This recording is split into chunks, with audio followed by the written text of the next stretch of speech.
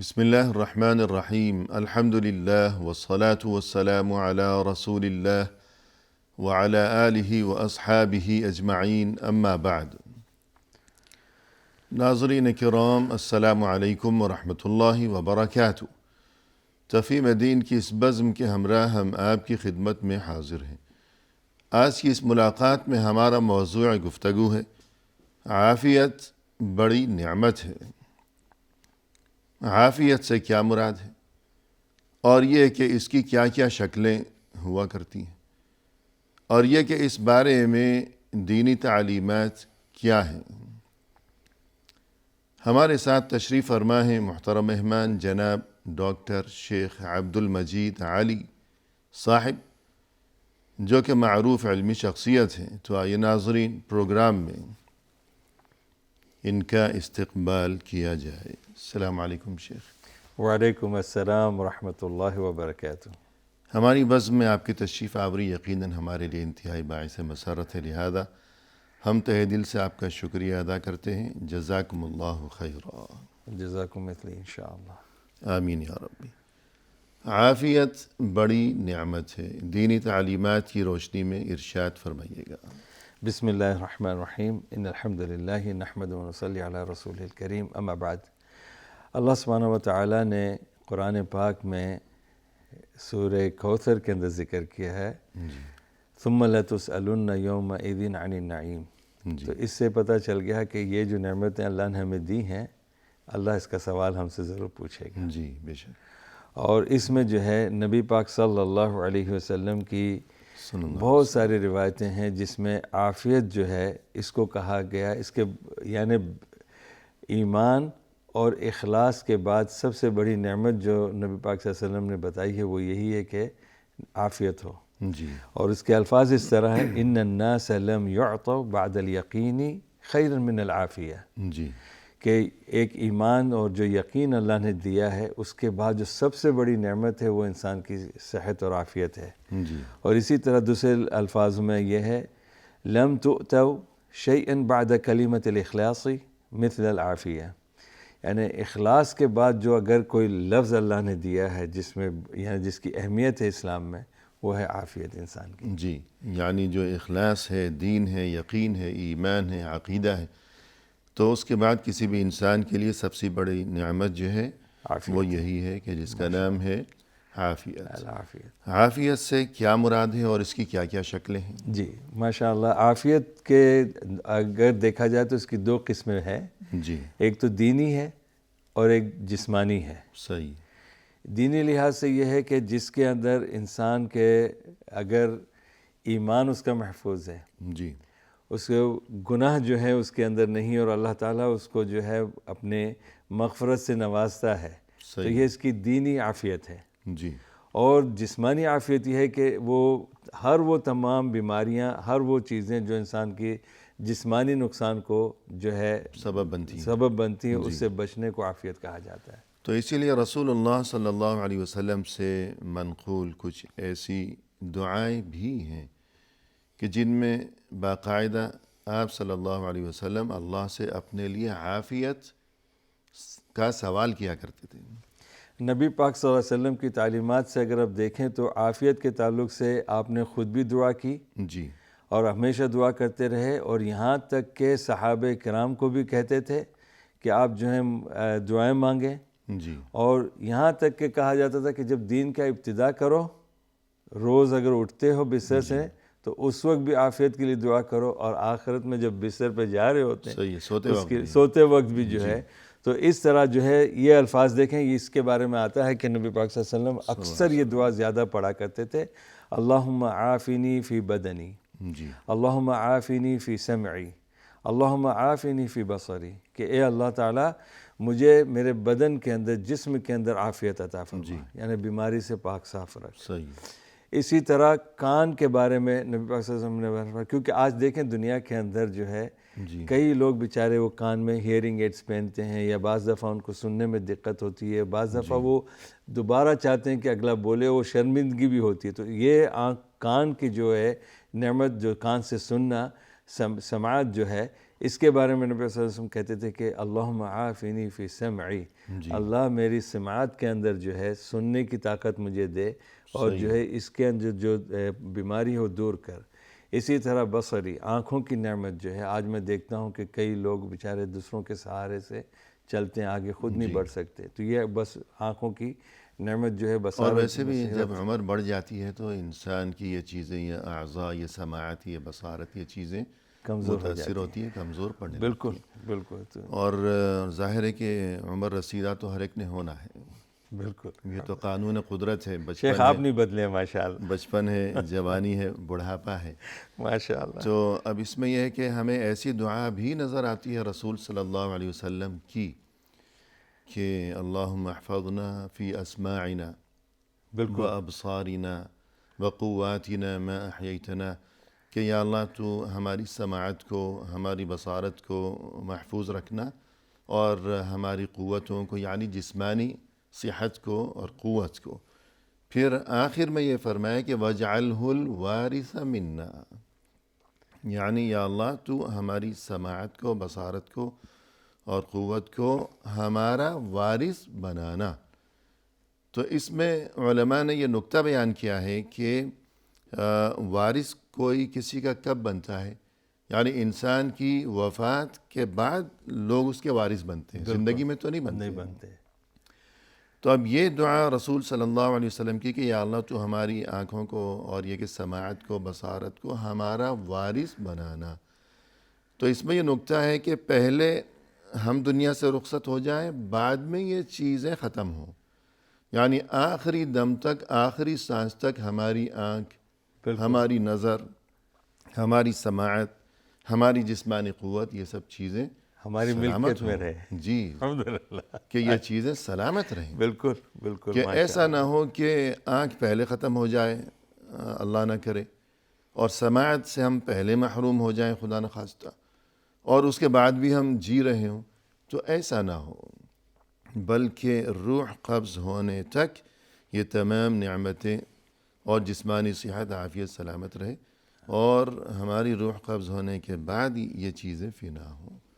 تو یہ بہت بڑی گویا کہ رسول صلی اللہ علیہ وسلم کی طرف سے عافیت کے لیے یوں دعا کرنا، تو اس سے یقیناً عافیت کی بہت بڑی اہمیت صحابہ بھی کہتے ہیں کہ نبی پاک صلی اللہ علیہ وسلم کان یبدأ یومہ جی بہذہ الدعاء، یہ اس طرح کی دعا سے جو ہے، اور وہ دعا یہ ہوتی تھی اللہم انی اسألک العافیہ فی الدنیا والآخرہ، جی اللہم انی اسألک العفو والعافیہ فی دینی و دنیای و اہلی و مالی، اللہ اکبر، کہ اے اللہ میں تجھ سے جو ہے عافیت مانگتا ہوں دنیا کی زندگی میں بھی، اور عافیت مانگتا ہوں آخرت میں بھی، جی آخرت کے لیے بھی، اور اللہ میں درگزر مانگتا ہوں کہ اللہ تم مجھے درگزر کر، اور صحیح ہے، اور اسی طرح میرے دین، دنیا، میرے اہل و عیال اور میرے مال میں بھی جو ہے تو عافیت عطا فرما۔ سبحان اللہ، آمین۔ یہ اس کی ابتدا دین سے، روزانہ اسی سے دعا سے ابتدا کرتے جی، تھے۔ اور یہ عفو اور عافیہ دونوں الفاظ بظاہر بھی ملتے جلتے ہیں،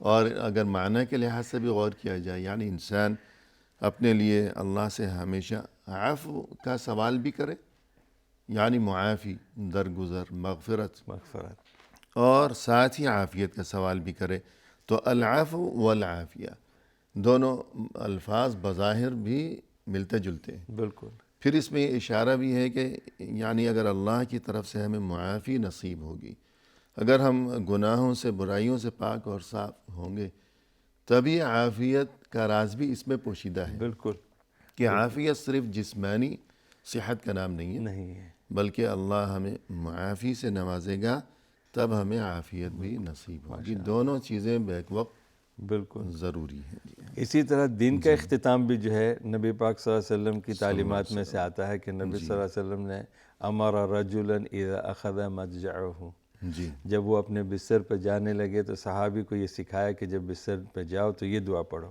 صحیح، یعنی رات کو سوتے وقت، رات کو سوتے وقت، اللہم خلقت نفسی، اے اللہ تو نے میری جان، تو نے مجھے زندگی دی، جی وانت توفاها، اور تو ہی مجھے موت بھی دے گا، لکا مماتها و محیاها، تیرے ہی ہاتھ میں میری زندگی بھی ہے اور موت بھی ہے، جی ان احییتہا فاحفظھا، اگر اللہ مجھے زندگی دیتا ہے تو اس کی حفاظت تو ہی کر، جی وَإِنْ أَمَتَّهَا فَاغْفِرْ لَهَا، اور اللہ اگر تو مجھے موت دیتا ہے تو مجھے موت میں میری معافی دے دے، جی، یعنی اگر سونے کے بعد مجھے دوبارہ صبح جو ہے بیداری نصیب نہ ہو گئی، ہو اگر ہو گئی تو حفاظت کر، حفاظت فرمانا، اگر خدا نخواستہ میں سوتا ہی رہ گیا تو مجھے معاف فرما دینا۔ ہر رات سوتے وقت بالکل، اس چیز کا استحضار کرنا چاہیے، اور پھر آخر میں عافیت کا سوال۔ اللہم انی اسألک العافیہ، جی اور اللہ تعالیٰ میں جو ہوں دنیا میں آخرت میں سب میں ہر طرح سے جو ہے عافیت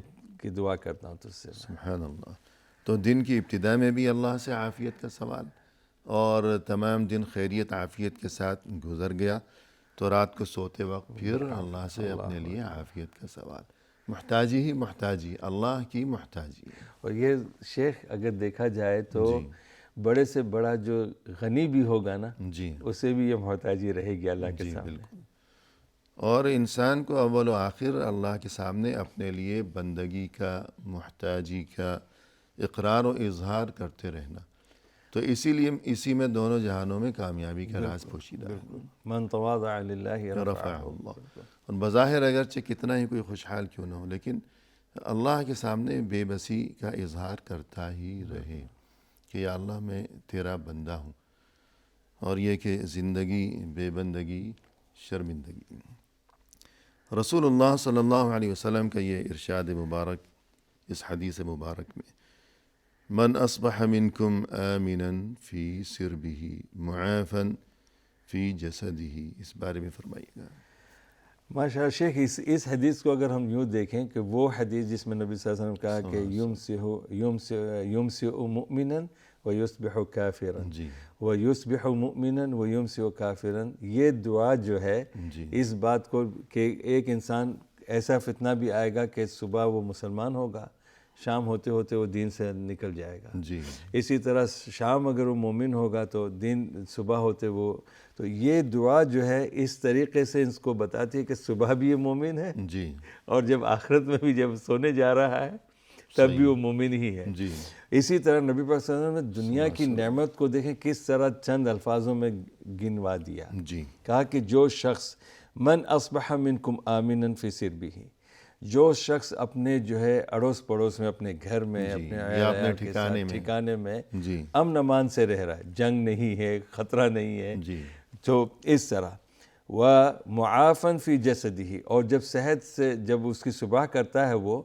تو اس وقت جو ہے نہ تو گولیاں چاہیے اسے، نہ دوا چاہیے، نہ سر کے درد کی، نہیں، جسم بھی سلامت ہے، جسم کی سلامتی کے ساتھ، ساری تندرستی کے رات ساتھ، گزر گئی ہے، نہ اس کے اوپر چھت گری ہے، نہ زمین پھٹی ہے، نہ کوئی دیوار گری ہے، نہ کوئی چور اچکا آیا ہے، نہ کسی نے مار پیٹ کی ہے۔ حالانکہ سوتے میں تو یہ غافل تھا، کچھ بھی ہو سکتا تھا، کچھ بھی ہو سکتا ہے، لیکن جیسے درست ہاتھ پاؤں لے کر سویا تھا اسی صبح طرح اسے، ہاں جی ماشاء اللہ۔ جی وَعِنْدَهُ قُوتَ يَوْمِهِ، اور اگر اس کے پاس ماشاءاللہ ایک روز گزارنے کے لیے گزر بسر کا سامان موجود ہے، جی ایک دن، ایک دن کا، جی تو فَكَأَنَّمَا حِيزَتْ لَهُ الدُّنْيَا، گویا کہ اس کی دنیا کی ساری نعمتیں اللہ نے اسے دے دی، سبحان اللہ، گویا کہ اس کے لیے جمع کر دی گئی، جمع اس کر کو دی، پیش کر دی۔ پیش کر دی اللہ نے۔ جی جی تین چیزیں صرف، اپنے جس جگہ وہ رہ رہا ہے وہاں امن امان ہو، جی جسمانی صحت اور عافیت ہو، تندرستی ہو، اور ایک وقت کا جو ہے دن گزارنے کی جو ہے نعمت اللہ نے دی سبحان اسے۔ اللہ سبحان اللہ۔ ناظرین کرام، فی الحال لیتے ہیں مختصر سا وقفہ، ہمارے ساتھ ہی رہیے گا۔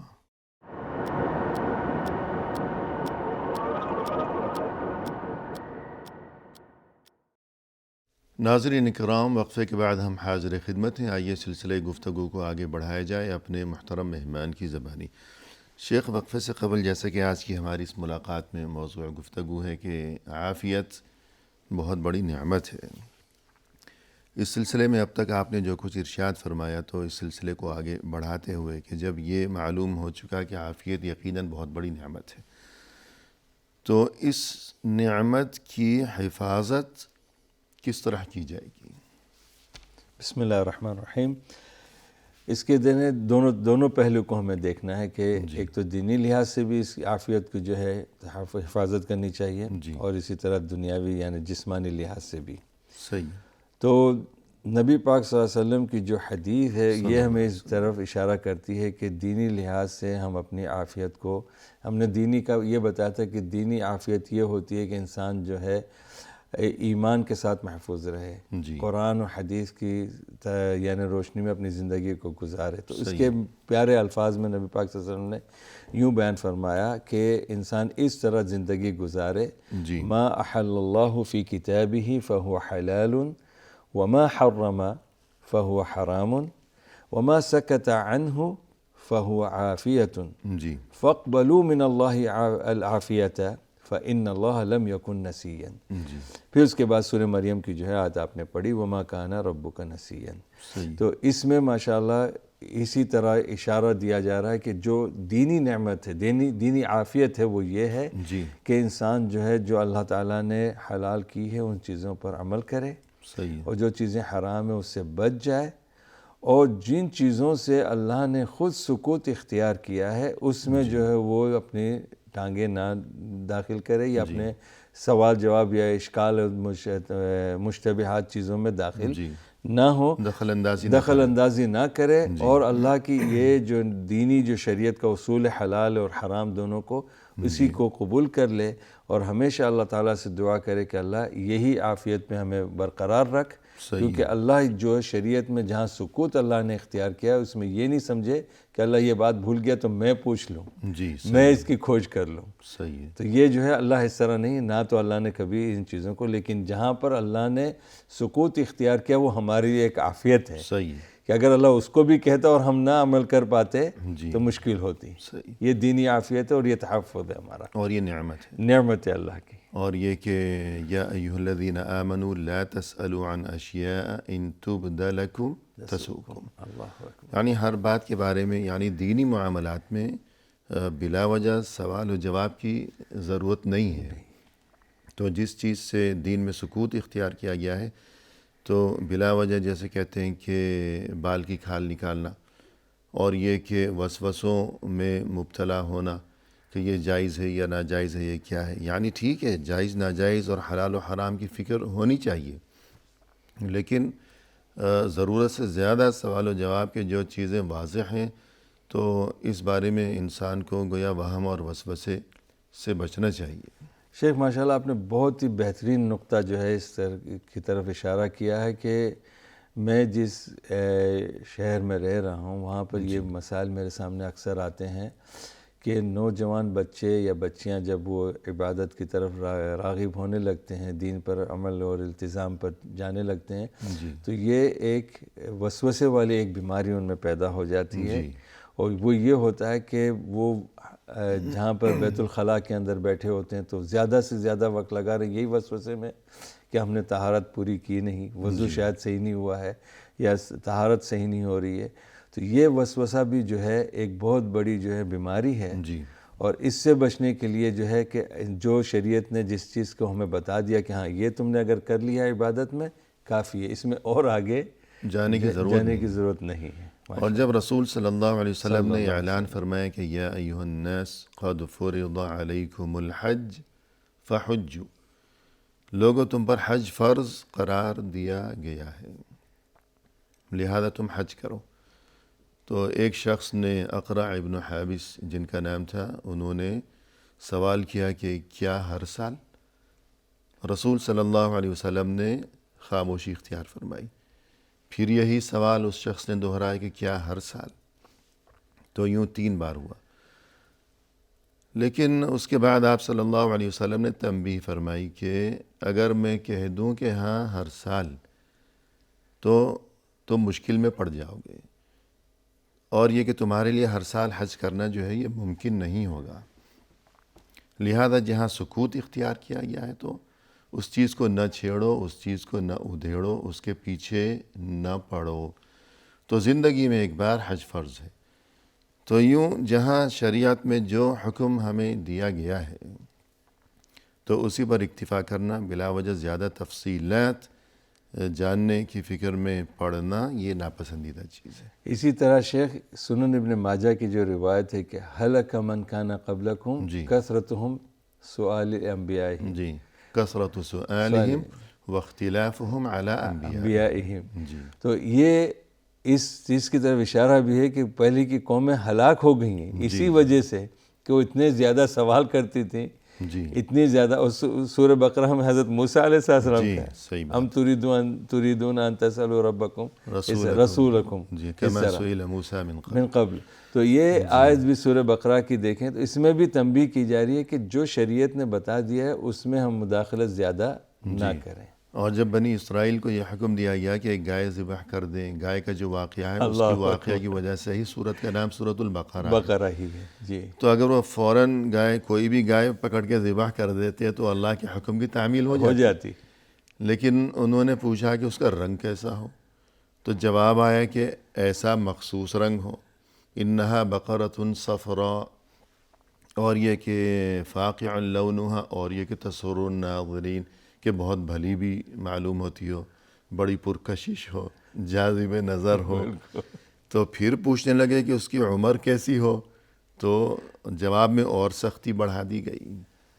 تو یوں سختیاں بڑھتی ہی چلی گئی. بالکل. تو جس قدر انسان بلا وجہ سوال و جواب کرے گا تو پھنستا جائے گا. تو یہ چیز عافیت کی جو نعمت ہے اس کے تقاضوں کے خلاف ہو ہے. جائے گی. بالکل. تو جب دین میں عافیت رکھی گئی، نرمی رکھی گئی، سہولت رکھی گئی، تو اس عافیت سے فائدہ اٹھانا چاہیے. بالکل. شیخ ابھی ماشاءاللہ کیونکہ ابھی اگلا موسم روزوں کا آ رہا ہے، جی تو جب میں اس کی تفسیر پڑھا رہا تھا جمعے میں تو اللہ تعالیٰ کہتا ہے یرید اللہ بکم الیسر ولا یرید بکم العسر. جی تو یہ دیکھیں روزے میں بھی اللہ کہتا ہے کہ تمہارے لیے یہ جو احکام اترے سفر کے اندر جی، اور جو یہ ہے کہ اگر کوئی بیمار ہے یا سفر، تو صحیح ہے. اس طرح پھر سورہ حج کی آخری آیت میں وَمَا جَعَلَ عَلَيْكُمْ فِي الدِّينِ مِنْ حَرَجٍ. جی ہاں بے شک. الحمدللہ.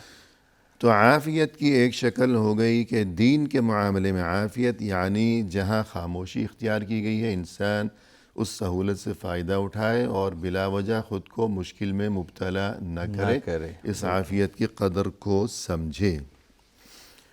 اور اسی طرح دین میں عافیت کی ایک شکل یہ بھی ہے کہ انسان ہمیشہ دینی معاملات میں اور یہ کہ دنیاوی معاملات میں بھی، لیکن بالخصوص جب ہم دینی شکل میں عافیت کا تذکرہ کر رہے ہیں تو ایک شکل اور ایک مظہر اس کا یہ بھی ہے کہ اعتدال، میانہ روی. اس بارے میں بھی کچھ فرمائیے. بالکل. دو چیزیں اس میں آتی ہیں. ایک تو عافیت یہ ہے دین کی کہ ہم ہمارا تعلق اپنے علماء سے جوڑ رکھیں. جی قرآن کہتا ہے فَاسْأَلُوا أَهْلَ الذِّكْرِ إِن كُنتُمْ لَا تَعْلَمُونَ.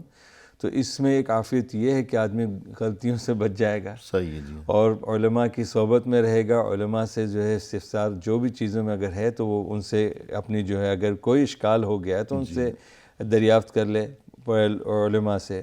دوسری چیز نبی صلی اللہ علیہ وسلم نے کہا کہ دینی عافیت یہ ہے کہ جو انسان اپنے اندر اگر کوئی کوتاہی ہے اس کو جو ہے اس کا مظاہرہ نہ کرے لوگوں کے سامنے. صحیح. اور یہ ہے کہ نبی صلی اللہ علیہ وسلم نے کہا کل امت معافن الا المجاہرین، میری امت کے سارے لوگ معاف کر دیے جائیں گے، سارے عافیت میں ہوں گے سوائے یہ کہ وہ انسان جو اپنے گناہ کو لوگوں کے سامنے ظاہر کرتا ہے. جی جیسے کھلا باغی ہوتا ہے. کھلا باغی. اور اس کی تفسیر میں یہ بتایا کہ اگر رات میں ایک انسان کوئی غلط کام کر رہا ہے اللہ اس کے گناہ کو چھپا دیتا ہے. جی ستر پوشی ہے، ستر پوشی کر کسی کو دیتا ہے، پتہ نہیں چلتا. وہ اس کے اور اللہ کے درمیان کی بات ہے. شاید اللہ معاف بھی کرتے ہیں. جی ہاں. لیکن یہ آدمی بڑا فخر کر کے دوسرے دن آ کے کہتا ہے کہ میں نے جو ہے یہ کیا وہ کیا، تو لوگوں کو بتاتا ہے. بالکل کہ یہ انسان برا ہے اور اس نے جو ہے جو اللہ کی طرف سے جو ایک عافیت تھی نعمت اس کی مخالفت کی. صحیح. اللہ نے پردہ پوشی فرمائی تھی اور اس کے عیب پر، اس کے گناہ پر اور اس کی نافرمانی پر اللہ نے ایک پردہ ڈال دیا تھا. اس نے خود ہی اس پردے کو گویا کہ چاک کر ڈالا ہے. بالکل. تو یہ چیز عافیت کے تقاضوں کے خلاف ہے. تو دین کے بارے میں جو عافیت کی جو شکلیں ہو سکتی ہیں ان میں یہ بھی ہے کہ انسان سے خدا نخواستہ اگر برائی ہو گئی ہو، اور ظاہر ہے کہ کسی سے بھی کسی وقت بھی برائی کا ارتکاب ہو سکتا ہے، بالکل. تو اس کے اظہار کی بجائے، اعلان کی بجائے، اس کا چرچہ کرنے کی بجائے اور اس پر خوشی اور فخر کرنے کی بجائے، لوگوں کو بتاتے پھرنے کی بجائے، انسان کو اگر عافیت مطلوب ہے تو انسان کو چاہیے کہ اس پر شرمندہ ہو اور جو چیز اللہ نے چھپائی ہے اسے چھپا ہی رہنے دے. اور بدن کے بارے میں عافیت جو ہے، بدنی عافیت، اس کی کیا کیا شکلیں ہو سکتی ہیں؟ سب سے پہلی چیز تو شیخ کھانے پینے کی چیزوں سے آدمی جی خیال رکھے، کیونکہ بیانہ روی اختیار کریں. بیانہ رکھے، جو رویہ اختیار رکھے جی کہ اس میں یہ ہوتا ہے کہ جیسے کہ نبی پاک صلی اللہ علیہ وسلم نے بیان فرمایا ما ملأ آدمی وعاء شرا من بطنه جی بحسب ابن آدم أكلات يقمن صلبه فإن كان لا محالة فثلث لطعامه وثلث لشرابه وثلث لنفسه. جی لنفسہ جی لنفسه. جی تو اس کے اندر جو ہے ماشاءاللہ نبی پاک صلی اللہ علیہ وسلم نے ایک آج دیکھیں نا لوگ پیٹ کی وجہ سے، کھانے کی وجہ سے کوئی کولیسٹرول کی گولیاں لے رہا ہے، کوئی جو ہے ہاضمے کی گولیاں لے رہا ہے، کوئی ڈائٹنگ کر رہا ہے، یہ وہ. تو کیونکہ یہ جو تعلیمات اگر دیکھے تو بدن کی عافیت میں ایک عافیت تو یہ ہے نا کہ صحت مند رہے انسان، صحیح. اور صحت مندی کے لیے جو ہے یا صحت اس کی برقرار رہے تو کھانے کی تعلیم یہ دی ہے کہ آدمی جو ہے سب سے زیادہ برا آدمی وہ ہوتا ہے جو اپنے ضرورت سے زیادہ اپنے پیٹ کو بھرتا ہے. صحیح ہے جی. اور یہی بیماری کا سبب بن جاتا ہے، کیونکہ شیخ پیٹ کی گرمی سے آپ دیکھیں آنکھوں کے اندر بھی تکلیف ہو جاتی ہے، دماغ پریشر سے بڑھ جاتا ہے، اور چلنا پھرنا اٹھنا بیٹھنا سارے جو ہے بہت ساری چیزوں میں. تو اسی لیے نبی پاک صلی اللہ علیہ وسلم نے کہا کہ اگر آدمی کھانا چاہتا ہے اپنی چیز کو تو اس طریقے سے ایک اندازہ بنا لے کہ ایک حصہ جو ہے اپنے کھانے کا رکھ لے، ایک حصہ اپنے پینے کا رکھ لے، اور ایک حصہ اپنے سانس کے لیے. جی کیونکہ سانس تو آ سکے. جی بالکل بعض دفعہ ایسا ہوتا ہے شیخ کہ لوگ سوچتے ہیں کہ یار اب جان پاپ بن گئی ہے، اتنا کھا لیا ہے میں نے. بعض اوقات جو ہے وہ میں نے کسی کے بارے میں سنا کہ انہوں نے اتنا کھایا، کہیں بعد میں کہنے لگے کہ یا اللہ تو ایک بار آج مجھے بچا لے، آئندہ اتنا نہیں کھاؤں گا. نہیں کھا. تو حالانکہ کھانا جو ہے یہ تو اللہ کی طرف سے اتنی بڑی نعمت ہے، یہ تو جان بچانے کے لیے آدمی تھوڑا بہت کھاتا ہے. بالکل. اور نہ یہ کہ اتنا کھا لے کہ اب گویا کہ جان بچانے کا سوال پیدا ہو جائے، جان کی مصیبت جان خطرے میں پڑ جائے. بالکل. جیسے کہتے ہیں کہ بعض لوگ کھاتے ہیں جینے کے لیے کہ ہم جی سکیں، لیکن اس کے برعکس کچھ لوگ جیتے ہیں کھانے کے لیے کہ زندگی کا مقصد یہ بنا رکھا ہے بالکل کہ کھائیں اور پئیں. تو یہ بہت غلط چیز ہے، صحت کے لحاظ سے بھی غلط ہے اور اخلاقی لحاظ سے بھی غلط ہے. اور شیخ میں نے جہاں تک دیکھا نا کہ یہ چیزیں اٹھنے بیٹھنے میں بھی، جی چلنے پھرنے میں رکاوٹ بنتی ہیں بہت تکلیف دیتی ہیں. اور انسان کی جو زندگی ہے، جو اس کی کیا کہنا چاہیے ایکٹیویٹیز ہیں جسمانی، وہ یہ سب کچھ متاثر ہوتا ہے. بالکل. اور اس کے علاوہ مزید یہ کہ جس طرح انسانی جسم متاثر ہوتا ہے بسیار خوری کی وجہ سے، زیادہ کھانے کی وجہ سے، تو اس کا اخلاق بھی بگڑتا ہے. انگریزی میں کہتے ہیں you are what you eat. انگریزی میں کہاوت ہے کہ تمہارا جو یہ برتاؤ یہی ہے جو تم کھا رہے ہو، تم کھاتے ہو. یعنی ایک بات تو یہ ہو گئی کہ انسان جو چیز کھا رہا ہے تو اس کے مطابق اس کے مزاج میں تبدیلیاں واقع ہوتی ہیں. بالکل. لیکن مزید یہ کہ زیادہ کھانے کی وجہ سے انسان کا اخلاق بگڑتا ہے، اس میں جانوروں کی صفات سے بس کھانے کے لیے ہی جو ہے وہ شہوت بڑھ جاتی ہے شیخ. جی ہاں جی ہاں بے صبرا ہو جاتا ہے. صحیح ہے جی. بالکل. تو فی الحال ایک وقفہ لیں گے. ناظرین کرام لیتے ہیں فی الحال ایک مختصر سا وقفہ، ہمارے ساتھ ہی رہیے گا.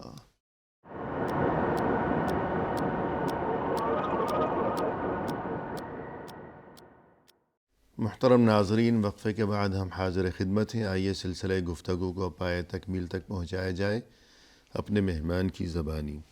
شیخ، وقفے سے قبل جیسا کہ آج کی اس ملاقات میں ہمارا موضوع گفتگو ہے کہ نعمت بڑی عافیت ہے، لہذا اس کی قدر ضروری ہے. تو ایک بات آپ نے یہ ذکر فرمائی کہ انسان کو چاہیے کہ عافیت کی حفاظت کے لیے بسیار خوری سے اجتناب کیا جائے، انسان کھانا کم کھائے، کیونکہ زیادہ کھانا کھانے کی وجہ سے جسمانی امراض بھی لاحق ہوا کرتے ہیں، اور مزید یہ کہ انسان کا اخلاق بھی متاثر ہوتا ہے. اور کہتے ہیں کہ کم خوردن، کم گفتن، کم خفتن، عادت گیر. 3 چیزیں ہیں: کم خوردن، کم کھانا، کم گفتن، کم بولنا، کم خفتن، کم سونا. یہ 3 عادتیں ضرور اپنانی چاہیے انسان کو. تو اب مزید اس سلسلے میں یہ ارشاد فرمائیے گا کہ انسان اگر بیمار پڑ گیا ہو تو دین اسلام میں ایسی کوئی سختی نہیں ہے کہ بیمار پڑ گیا تو اب علاج ہی نہ کرے، کہ علاج کرنا، دوا کھانا، یہ چیز گویا کہ ایمان کے اور توکل کے خلاف ہے؟ نہیں، علاج کرنا چاہیے، یہ توکل کے خلاف نہیں ہے۔ اس بارے میں فرمائیے گا۔ بسم اللہ الرحمن الرحیم۔ شیخ اسی طرح سے جیسے ہم کہا زیادہ جیسے آپ نے کہا خوردن والی بات ہے یہ کہ حد سے زیادہ کھانا ہی ایک بیماری کا سبب ہے۔ جی تو پہلا تو یہی ایک علاج ہے کہ آدمی کم کھائے، اور کھائے تو تندرست یعنی صحت مند چیزیں کھائے، صحیح چیزیں، طاقت کی چیزیں کھائے جس سے بیماری نہ ہو۔ جی اگر سر میں درد ہو گیا تو اس کی دوا لے لے، پیر میں درد ہو گیا تو اس کی دوا لے لے، یہ نہیں کہ نہیں اللہ نے کر دیا تو میں صبر کرتا ہوں، نہیں، یہ علاج جو ہے یہ خود ہی اللہ توکل ہے، اور اللہ کی تعلیمات میں سے اللہ کی ایک نعمت ہے۔ علاج جو اترا ہے وہ اللہ ہی نے اتارا ہے، بلکہ یہ جو صحت ہے، جسمانی صحت، یہ اللہ کی طرف سے نعمت ہے، یہ امانت ہے، اور نعمت اور امانت کی حفاظت ضروری ہے۔ بالکل، نہ یہ کہ انسان جو ہے بغیر دوا کے، بغیر علاج کے بیٹھا رہے۔ تو یہ بات بھی سمجھ میں آئی کہ عافیت کی حفاظت یوں بھی کی جائے گی کہ انسان اگر خدا نخواستہ بیمار پڑ گیا تو علاج کے معاملے میں غفلت اور کوتاہی نہ کرے۔ جی ہاں، اس کے دو فائدے ہیں شیخ۔ جی ایک تو انسان کا جو ہے ماشاءاللہ جب جسم صحیح ہو جائے گا علاج کے ذریعے سے، جی تو وہ اپنے دینی نعمت کی بھی حفاظت کرے گا، بالکل، اور دینی فرائض کی انجام دہی کے قابل ہوگا۔ بالکل، اور دوسری چیز، بیماری اگر بڑھ گئی تو دوسرے جو لوگ اس کے لیے تیمارداری میں لگے رہیں گے، سب مشکل میں پڑ جائیں گے۔ جی ہاں، کہ انسان اگر بیمار ہے تو دوسروں کے لیے بھی باعث تکلیف ہو جائے گا۔ جی، اور اسی طرح عافیت انسان کی جو قائم و دائم رہے، یعنی یہ جو نعمت انسان کو میسر ہے، عافیت کی نعمت، یہ قائم و دائم رہے، محفوظ رہے، برقرار رہے، تو اس کا ایک طریقہ ہمیں یہ بھی بتایا گیا کہ ہم اللہ کا شکر ادا کرتے رہا کریں۔ تو اس بارے میں ارشاد فرمائیے گا۔ جی شیخ، اس سے پہلے کہ یہ جو نبی پاک صلی اللہ علیہ وسلم کی تعلیمات میں سے ہے کہ اللہ کی جتنی بھی نعمتیں ہم اس کا شکر ادا کریں، کہ اللہ تعالیٰ کہتا ہے کہ وَلَئِن شَكَرْتُمْ لَأَزِيدَنَّكُمْ، کہ تم میری نعمتوں کی شکر کرو گے، میری نعمتوں کا، تو میں اور اس میں برکت دوں گا۔ صحیح۔ تو میں نے یہ دیکھا ہے شیخ، کیونکہ وہاں پر جہاں ہم رہتے ہیں وہاں پر جمعے ہیں، اور بہت سارے لوگ فخر کرتے ہیں کہ ہم نے یہ ہو، لیکن شکر للہ نہیں کرتے۔ صحیح۔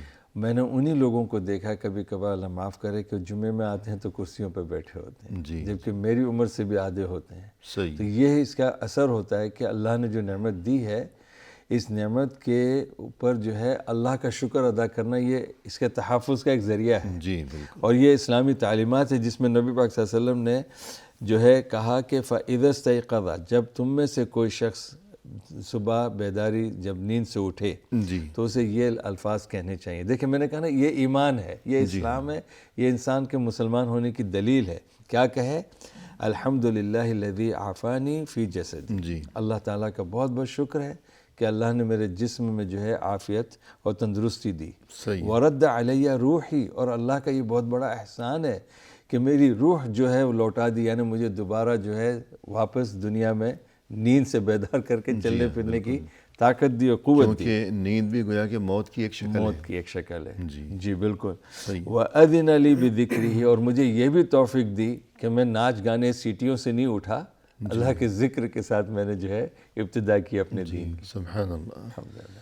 تو یوں گویا کہ عافیت کی جو نعمت ہے، اس کو محفوظ رکھنے کے لیے ایک طریقہ یہ ہے کہ انسان اس نعمت پر اللہ کا شکر ادا کرے۔ بالکل۔ اور جیسے کسی کا قول ہے کہ قید النعم بالشکر، تمہیں جو نعمتیں نصیب ہیں انہیں باندھ لو، باندھ کر رکھو، لیکن کس چیز سے؟ رسی سے نہیں، زنجیر سے نہیں، بلکہ شکر گزاری کے ذریعے۔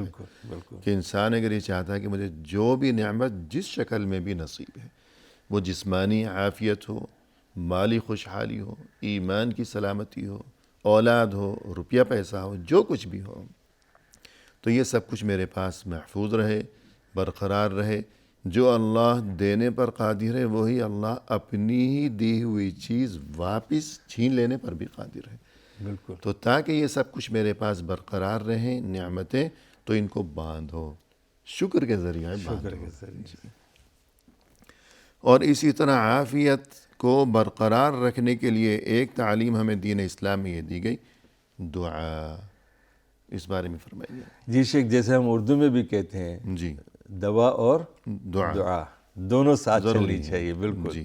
تو دعا کے لیے جو ہے نبی پاک صلی اللہ علیہ وسلم کی حدیث ہے کہ ما من دعوت يدعو بها العبد افضل من اللہم انی اسألک المعافات معافى فی الدنیا والآخرہ. جی کہ سب سے بہترین دعاؤں میں سے ایک دعا یہ ہے کہ انسان اللہ تعالیٰ سے کہے کہ اللہ مجھے دنیا اور آخرت دونوں کے اندر جو ہے عافیت عطا فرما. جی سبحان یہ بہترین الفاظوں میں دعا مانگا کرے اللہ سے، اور یہ بھی کہے کہ جو نبی صلی اللہ علیہ وسلم کی بھی عادت تھی کہ دونوں مانگتے تھے، ایک تو نعمت بھی مانگتے تھے اور نعمت چھیننے سے بچنے کے لیے بھی بالکل جی دعا مانگتے تھے، اور وہ یہ تھی اللہم انی اعوذ بک من زوال نعمتک، جیسے ابھی آپ نے کہا کہ اللہ نعمت دینے کے بھی اللہ دیتا بھی، اور اللہ اس بات کا بھی قدرت رکھتا ہے اس بات پر بھی کہ وہ واپس لے بھی لے. وہ کبھی دے کر آزماتا ہے، کبھی لے کر آزماتا ہے. تو اس لیے نبی صلی اللہ علیہ وسلم کہتے ہیں اللہ یہ جو نعمت جو تو نے دی ہے یہ ختم نہ ہو، میں اس سے تجھ سے جو ہے دعا مانگتا ہوں، پناہ مانگتا ہوں کہ تو مجھے جو ہے اس سے محفوظ رکھ.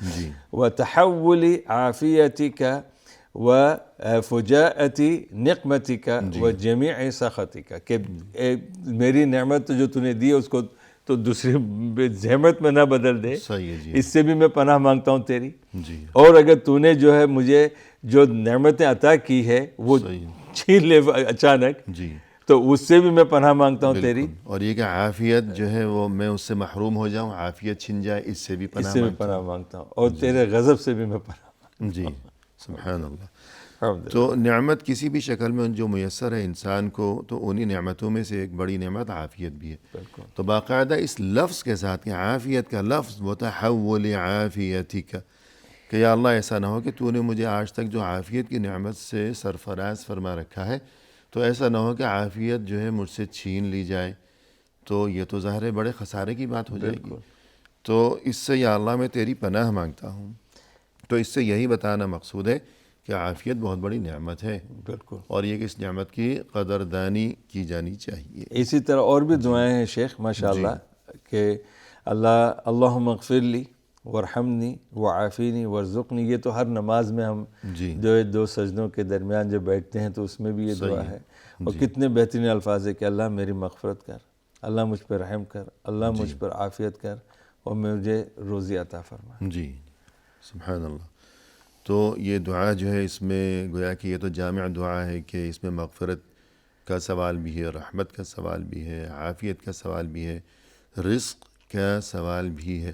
اور ان تمام چیزوں کے ساتھ یعنی انسان کو اللہ کی طرف سے مغفرت و معافی نصیب ہو جائے، اور یہ کہ اللہ کی طرف سے رحمت نصیب ہو جائے، اور یہ کہ رزق نصیب ہو جائے. تو ان اہم ترین چیزوں کے ساتھ ملا کر عافیت کا سوال. پوری دنیا آ گئی. جی ہاں. پوری دنیا میں انسان کے پاس کیا چاہیے؟ ایمان چاہیے، اور بدن میں عافیت چاہیے، اور حلال روزی چاہیے. صحیح ہے. اور یہ تینوں اللہ کی رحمت سے ہی ملتی ہے. تو یہی اس دعا کے اندر چاروں چیزیں اللہ نے. اور یہ کہ عافیت کو ان اہم ترین نعمتوں کے ساتھ ملا دیا گیا ہے. تو عافیت کی اس سے اہمیت واضح ہوتی ہے، جو کہ ہمارا موضوع گفتگو ہے. بالکل. اور شیخ دیکھیں کہ اگر عافیت بدنی بھی نہ ہو تو اتنی بڑی زحمت ہے کہ آدمی پوری دنیا سے زیادہ امیر ترین بھی ہو تب بھی اگر وہ بدنی عافیت نہیں ہے تو کئی نعمتوں سے محروم ہو جائے گا یہ پیسے ہونے کے باوجود. جی جی جی. جیسے کہتے ہیں کہ کوئی بہت امیر کبیر آدمی تھا، تو اس کی گاڑی جو ہے وہ سگنل پر تھوڑی دیر کے لیے جب رکی تو وہاں کوئی مزدور فقیر قسم کا انسان تھا. تو اب وہ اسے گویا کہ حسرت بھری نظروں سے دیکھنے لگا کہ کتنا امیر کبیر آدمی ہے اور کیسی شاندار اس کی گاڑی ہے. تو اسے کچھ اندازہ ہوا اس بات کا، تو اس نے اسے بلایا، تو اس سے پوچھا تم کون ہو، کیا ہو؟ اس نے کہا کہ میں تو بہت پریشان حال ہوں، ستایا ہوا اور ایسا ویسا اور مزدور. تو پھر کہا کہ میرے بارے میں کیا خیال ہے؟ تو اس نے کہا کہ ماشاءاللہ آپ کی اتنی بڑی گاڑی ہے، ایسی شان ہے. تو اس نے کہا کہ کیا تمہیں یہ منظور ہے کہ میرے پاس یہ جو کچھ بھی ہے سب تم لے لو، صرف اپنی صحت مجھے دے دو. اللہ اکبر. تو دیکھیے یعنی جو کوئی جس نعمت سے محروم ہوتا ہے تو اس کی قدر کا احساس اسی کو ہوتا ہے. تو یوں بعض اوقات انسان کے پاس ایسے بھی لوگ ہم نے دیکھے کہ رمضان میں ہزاروں لوگوں کو روزہ افطار کراتے اور شاندار قسم کے کھانے، پرتکلف قسم کے کھانے، لیکن انہی سینکڑوں لوگوں کے درمیان یا ہزاروں لوگوں کے درمیان بیٹھ کر کہ جنہیں وہ بہت کچھ کھلا رہے ہیں، خود ان کا کھانا کیا ہے؟ یہ سادہ چاول ہے، معمولی سی خوراک ہے۔ بالکل تو یوں عافیت جو ہے اللہ کی طرف سے بہت بڑی نعمت ہے، وہ جسمانی شکل میں ہو یا وہ ایمان کی سلامتی ہو، عافیت ہو، تو اس نعمت کو پہچاننا چاہیے، اس کی قدر کی جانی چاہیے۔ اور یہ کہ اس سلسلے میں آپ نے جو بھی تدبیریں اور طریقے دینی تعلیمات کی روشنی میں بیان فرمائے، انہیں سمجھنا چاہیے، انہیں اختیار کیا جانا چاہیے عافیت کی نعمت کو محفوظ اور برقرار رکھنے کے معاملے میں۔